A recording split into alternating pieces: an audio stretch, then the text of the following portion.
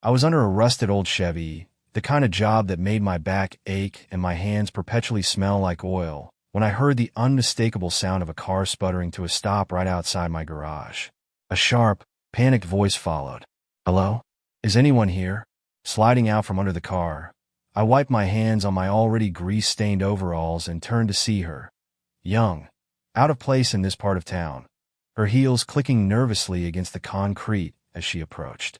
"My car broke down," she said, gesturing to the sleek black coupe parked haphazardly at the curb. "It didn't belong here." Neither did she. "Looks like you're in the right place," I said, keeping my voice neutral, though the contrast between her polished appearance and the dingy surroundings wasn't lost on me. "Pop the hood. Let me take a look." She hesitated, glancing at her phone like she might have somewhere better to be. "Can you fix it quickly? I'm on a schedule." "Let's see what I'm working with first," I replied, already grabbing my tools. As I inspected the engine, it became clear she had no idea what she was doing with cars. When I pointed out that the radiator was nearly dry and a few connections were loose, she bit her lip. "Can you fix it or not?" "I can fix it," I said, suppressing a grin. "But it might take a couple of hours." She groaned, pacing in those ridiculous heels. "Fine. I'll wait." Her impatience was palpable, but I focused on the work. By the time I'd finished, it was nearly sunset, and she was leaning against the wall, scrolling on her phone. "All done," I said, wiping my hands and standing up. Her relief was visible. "Finally. Thank you. How much do I owe you?" I gave her the number, a modest sum for what I'd done. She blinked, then rummaged in her designer bag, pulling out a thick wad of cash. "Keep the change," she said curtly, handing me far more than I'd asked for. "That's too much." I started to protest, but she was already heading for the car. "Consider it a tip," she called over her shoulder before driving off, the roar of her engine fading into the evening air. I didn't think much of it until later that night. The knock at my door came just as I was about to sit down with a cold beer and the game on TV. When I opened it, I was greeted by a man in a crisp suit, holding an envelope. "Mr. Daniels?" Yeah," I said warily. "Who's asking?" He extended the envelope toward me. "I'm here on behalf of Miss Evelyn Carter." The name didn't ring a bell until he added, "The woman whose car you fixed earlier today." I frowned. "Is something wrong with the repair?" I told her everything should be running fine now. "It's not about the repair," he interrupted, his tone unreadable. "Miss Carter would like to thank you personally. She's a bit unconventional in how she does that." I glanced at the envelope, my gut twisting. This didn't feel like a simple thank you. "Can I come in?" the lawyer asked. I stepped aside, letting the lawyer in. He carried himself with the confidence of someone used to walking into million-dollar boardrooms, not a rundown mechanic's house. He scanned my small living room, his gaze lingering briefly on the peeling wallpaper and secondhand furniture. "Make yourself comfortable," I said, a hint of sarcasm in my voice. He didn't sit, though. Instead, he handed me the envelope. "Miss Carter instructed me to deliver this to you personally. She believes in rewarding those who go above and beyond." I opened it cautiously, my hands rough against the smooth paper. Inside was a check. My eyes widened as I took in the amount. $50,000. "You've got to be kidding me," I muttered. "This has to be a mistake." "No mistake," he assured me. "Miss Carter has her reasons." "What reasons?"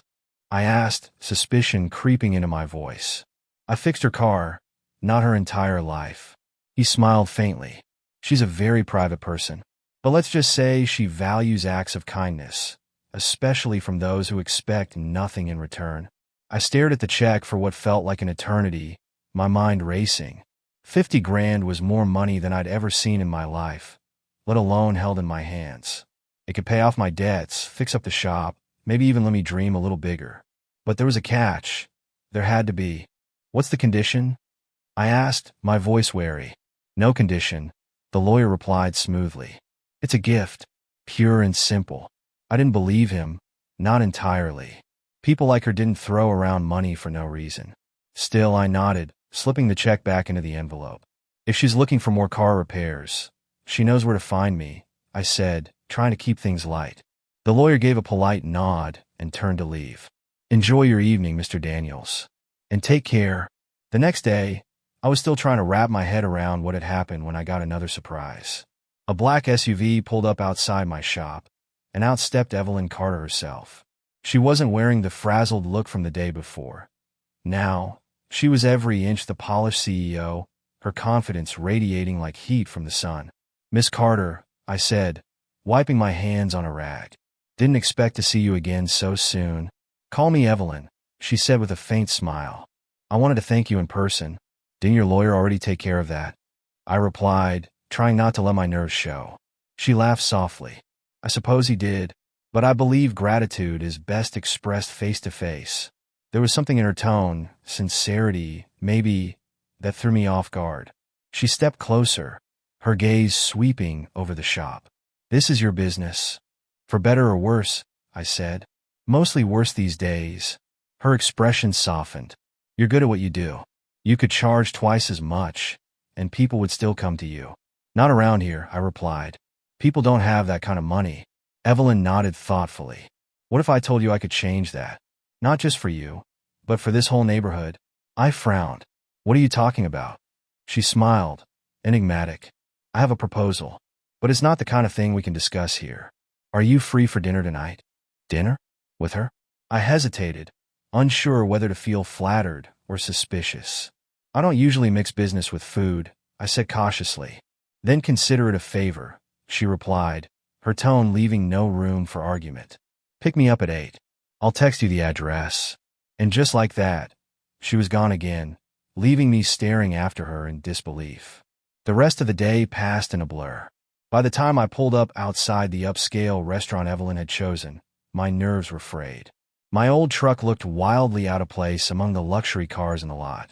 Inside, Evelyn was waiting at a private table, dressed to the nines and looking entirely at ease. "You clean up nicely," she said as I sat down, her eyes twinkling with amusement. "Thanks," I replied gruffly, feeling like a fish out of water. She didn't waste time with small talk. "You're probably wondering why I'm doing all this." "The thoughts crossed my mind," I admitted. She leaned forward, her expression serious now. "I grew up in a place like this. People looked out for each other, but they didn't have much. My father was a mechanic, like you. He taught me the value of hard work and the importance of paying it forward." I stared at her, trying to reconcile the woman in front of me with the story she was telling. "And you think handing me a check is paying it forward?" I asked. "That was just the beginning," she said. "I want to invest in you, your shop, your skills. Together, we could build something bigger, something that helps this whole community." Her words hung in the air, and I felt like I'd just been handed the keys to a kingdom I wasn't sure I deserved. "Invest in me?" I repeated, as if saying it out loud would make it make sense. Evelyn nodded. "You have talent, Marcus. And more importantly, you have integrity. Those qualities are rare. I see potential, not just in your work, but in what you could do for this community with the right support." "Why me?" I asked, still skeptical. "There are better mechanics out there, bigger shops." She held up a hand, silencing me. "I didn't choose you because you're the best mechanic in the world. I chose you because you're the kind of person who would fix a stranger's car without trying to fleece them for every penny. That's the kind of person I want to work with." I didn't know what to say. Part of me wanted to grab the opportunity with both hands. Another part of me wondered if this was some kind of elaborate joke. "What's the catch?" I asked finally. Her lips curved into a faint smile. "No catch. Just hard work and a shared vision. If you're interested, we'll draw up the paperwork and get started. And if I'm not, then you keep the check, no strings attached," she said, leaning back in her chair. "But something tells me you won't walk away from this." I didn't walk away. Over the next few days, Evelyn laid out her plan in meticulous detail.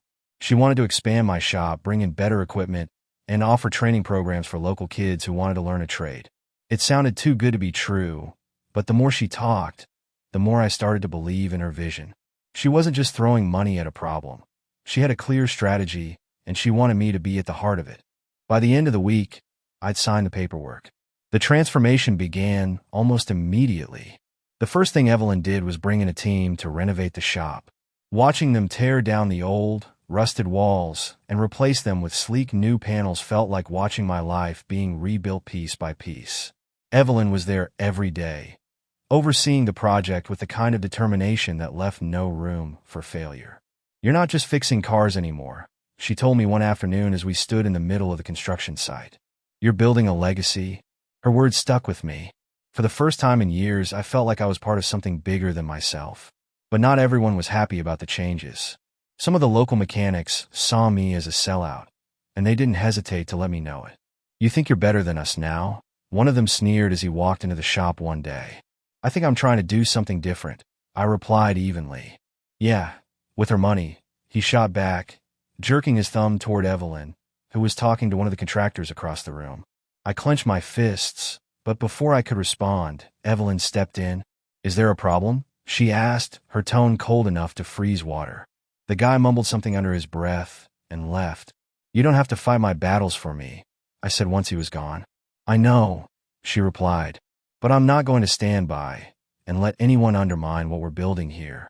As the shop began to take shape, so did my life. For the first time in years, I felt like I was moving forward instead of just treading water. But with progress came new challenges. Evelyn's presence in my life didn't go unnoticed, and rumors started to spread. People whispered about our relationship, speculating whether there was more to it than just business. At first, I tried to ignore it, but when one of my oldest friends confronted me about it, I couldn't hold back my frustration. "You think I'm doing this for personal gain?" I snapped. "You think I'd put everything on the line for a paycheck?" "I don't know what to think," he admitted. "But people are talking, and it's not just about the shop." I knew what he meant, but I wasn't about to dignify the rumors with a response. My focus was on the work, and I wasn't going to let anything distract me from that. Evelyn, on the other hand, seemed unfazed by the gossip. "Let them talk," she said when I brought it up one evening. "People are always going to find something to complain about." Her confidence was reassuring, but it didn't make the whispers any easier to bear. Still, I threw myself into the project, determined to prove the naysayers wrong. The grand reopening of the shop was set for 3 months later. As the date approached, I found myself working longer hours than ever, pushing myself to the limit to make sure everything was perfect. Evelyn was right there with me, her energy seemingly endless. "You're going to make this place a beacon for the community," she said one night as we locked up. "I can feel it." The day of the grand reopening arrived like a storm, buzzing with excitement and tension. The once rusty shell of my shop was now a gleaming facility with state-of-the-art tools, a waiting area that didn't feel like a hospital, and even a space for community classes Evelyn had envisioned. People from the neighborhood gathered outside, curious and skeptical. The ribbon-cutting ceremony felt surreal, and when Evelyn handed me the giant pair of scissors, I almost laughed. "This is your moment, Marcus," she said quietly, her voice steady and encouraging. I cut the ribbon to cheers and applause, but beneath the noise, I caught sight of a few familiar faces in the crowd. Those who weren't clapping, their eyes cold and full of doubt. The first few weeks were a whirlwind. Business picked up almost immediately, and the training program for local kids became an instant hit. It was amazing to see young faces light up as they learned to work with their hands, just like I had when I first discovered my passion for fixing things. But not everything was smooth sailing. Some of my old rivals in the area were getting more aggressive, spreading rumors that I'd sold out to corporate greed or that Evelyn was using me as a pawn for some hidden agenda. One evening, I found the side of the shop vandalized with graffiti, "Traitor" scrawled in bold red letters. Evelyn arrived just as I was scrubbing it off. Her expression hardened when she saw the damage. "Who did this?" she asked, her tone like ice. "I don't know," I admitted, "but it doesn't matter. I'll handle it." "It does matter," she said, her voice firm. "This isn't just about you anymore. This is about what we're building, and I won't let anyone tear it down." True to her word, Evelyn didn't let it go. She hired a security company to monitor the property and insisted on installing cameras around the shop. "It's overkill," I argued, but she shook her head. "Marcus, when you're trying to make real change, you're going to upset people. It's not overkill, it's preparation." Her determination was unshakable, and I couldn't help but admire her for it. But as the tension grew, I started to wonder if this was all worth it. One night, as we were locking up, Evelyn turned to me. "You're doubting yourself," she said, reading me like a book. "I'm doubting a lot of things," I admitted. "But mostly, I'm wondering why you're still here. You don't need this." She looked at me, her expression softening. Maybe I do. My father used to tell me that the only way to make your life matter is to leave the world better than you found it. This is my way of doing that. Her words hit me harder than I expected, and for the first time, I realized how deeply personal this was for her. Things escalated a week later when one of the rival mechanics, a guy named Derek, showed up at the shop with two of his friends. "You think you're better than us now?" He spat, his voice loud enough to draw the attention of everyone inside. I stepped outside, keeping my posture relaxed but ready. "I'm not better than anyone, Derek. I'm just trying to run my business." "Your business?" he scoffed. "This isn't your business anymore. It's hers." He jabbed a finger toward the office, where Evelyn was meeting with a supplier. "Watch your mouth," I said, my voice low. "Or what?" He sneered, stepping closer. Before I could respond, Evelyn appeared at the door. "Is there a problem?" she asked, her voice calm but commanding. Derek's bravado faltered for a moment, but he quickly recovered. "Yeah, there's a problem. People around here don't like what you're doing." "People," she repeated, raising an eyebrow. "Or just you?" The tension was thick, and I stepped in before things could escalate further. "We're done here," I said firmly. "If you've got something to say, Derek, you can say it to me. Leave her out of it." Derek glared at me, but eventually backed off, muttering curses under his breath as he and his friends walked away. After they left, Evelyn turned to me. "That's not going to be the last time someone tries to intimidate you." "I can handle it," I said, though I wasn't sure if I was trying to convince her or myself. "I know you can," she replied, "but you don't have to do it alone." Her words stayed with me. She wasn't just talking about the shop. She was talking about everything. As the months passed, the shop became a cornerstone of the community. We hosted free repair clinics, helped struggling families with their cars, and gave local kids a chance to learn skills that could change their lives. Evelyn's vision was coming to life, and I was proud to be a part of it. But the more successful we became, the more the whispers and resentment grew. I started to wonder if the cost of this dream was too high. The tension came to a boiling point one night when I was locking up the shop. The streets were unusually quiet, and I couldn't shake the feeling that I was being watched. As I turned to head to my truck, I saw them. 3 men stepping out of the shadows, led by Derek. "Working late, huh?"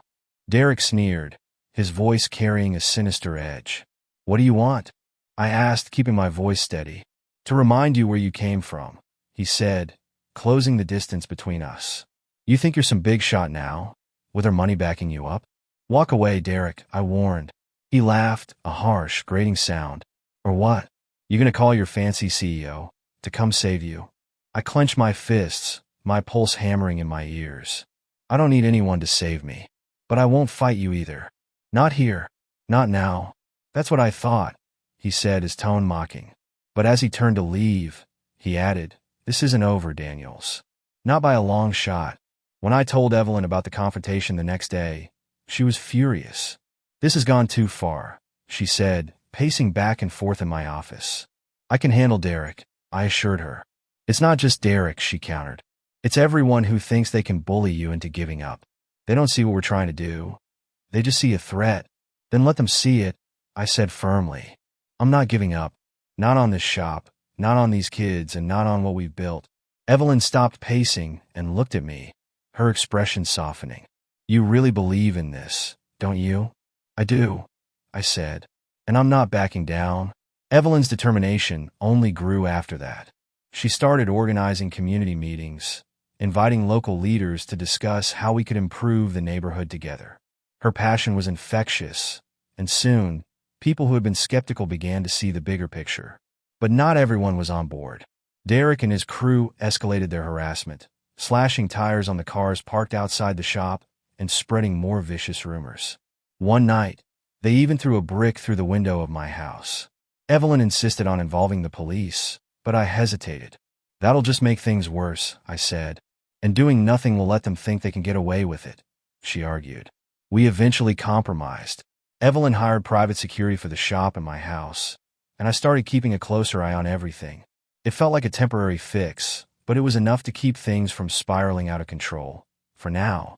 In the meantime, the shop continued to thrive. The training program expanded, and we started partnering with local businesses to offer apprenticeships for the kids. Seeing their progress was one of the most rewarding experiences of my life. But beneath the surface, I could feel the pressure building. Derek wasn't going to give up, and I knew it was only a matter of time before something big happened. That something big came one fateful night. I was working late, finishing up a repair, when I heard the sound of breaking glass. Rushing outside, I found the shop's front window shattered and Derek standing there with a crowbar in hand. "This ends now," he growled. I didn't have time to think. Adrenaline took over, and before I knew it, we were face to face. "You've been a thorn in my side for too long," Derek spat. "It's time someone put you in your place." "You don't scare me," I said, my voice steady despite the fear bubbling beneath the surface. Derek swung the crowbar, but I dodged just in time. The fight that followed was chaotic, both of us grappling and trading blows until the sound of sirens pierced the air. The police arrived just in time to break up the fight. Derek was arrested, and I was left with bruises and a deep sense of exhaustion. Evelyn showed up at the station to pick me up, her concern evident in her eyes. "This has to stop," she said as we drove home. "It will," I promised. "Derek's out of the picture now. He won't bother us anymore." But even as I said the words, I couldn't shake the feeling that this was far from over. With Derek gone, things started to settle down, at least on the surface. The shop flourished, the kids thrived in their training, and the community began to rally around us. But I couldn't ignore the nagging sense of unease that lingered.